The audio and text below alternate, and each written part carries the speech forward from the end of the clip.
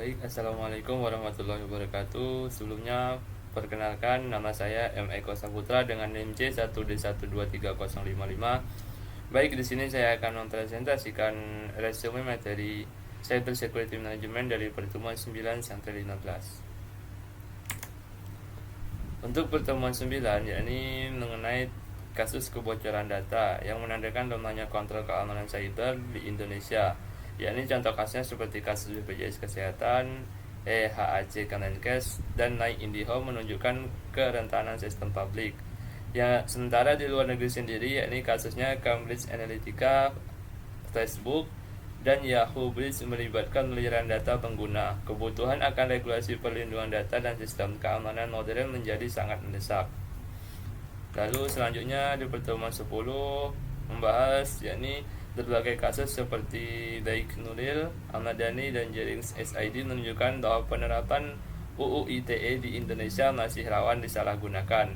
Di luar negeri sendiri, kasus seperti Cambridge Analytica dan cyberbullying artis K-pop di Korea menunjukkan bahwa hukum digital harus selalu berkembang. Perlu keseimbangan antara kebebasan berekspresi, perlindungan data, dan penegakan hukum yang adil. Literasi hukum digital di masyarakat adalah kunci.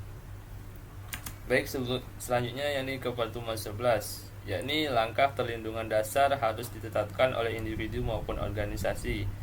Di sini yakni tentang keamanan cyber sendiri. Yang pertama yakni password kuat dan unik minimal 12 karakter.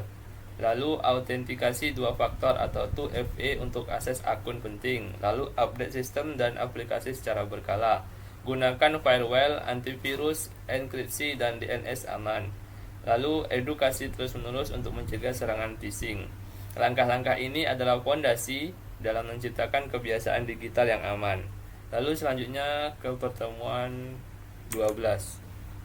Di pertemuan 12 sendiri yakni membahas tentang kejahatan cyber. Yakni kejahatan cyber semakin canggih dan terorganisir, mencakup ancaman seperti ransomware, phishing, deepfake, hingga spionase digital.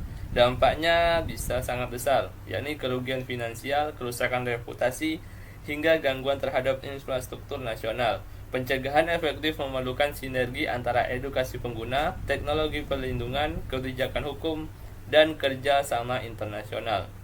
Baik, selanjutnya ke pertemuan 13, yakni membahas tentang studi kasus di Rumah Sakit Harapan Sehat Jambi, di mana Rumah Sakit Harapan Sehat Jambi menunjukkan bahwa modernisasi TI di sektor kesehatan sangat penting.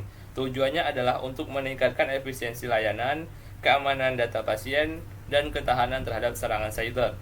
Langkah-langkah yang diambil termasuk penggunaan EHR atau rekam medis elektronik, firewall, autentikasi ganda, dan pelatihan staf. Pendekatan ini menjadi model integrasi TI dan keamanan di institusi publik. Lalu di pertemuan 14 membahas tentang manajemen risiko cyber. Manajemen risiko cyber sendiri sangat penting untuk melindungi aset digital, reputasi, dan operasi bisnis dari ancaman dunia maya.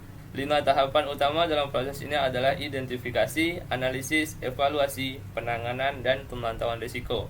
Strategi seperti risk mitigation, risk transfer, risk avoidance, dan risk acceptance harus disesuaikan dengan kondisi organisasi. Organisasi perlu bersikap proaktif dalam menghadapi risiko cyber, bukan hanya menunggu insiden terjadi. Di pertemuan 15 sendiri yakni digitalisasi sistem pembayaran telah mengubah perilaku konsumen Gen Z di Indonesia. Mereka cenderung lebih menyukai transaksi digital karena cepat, praktis, dan sering menawarkan promo. Namun ada kecenderungan konsumtif yang harus diwaspadai. Edukasi tentang literasi keuangan digital penting agar generasi ini tetap bijak dalam penggunaan teknologi finansial.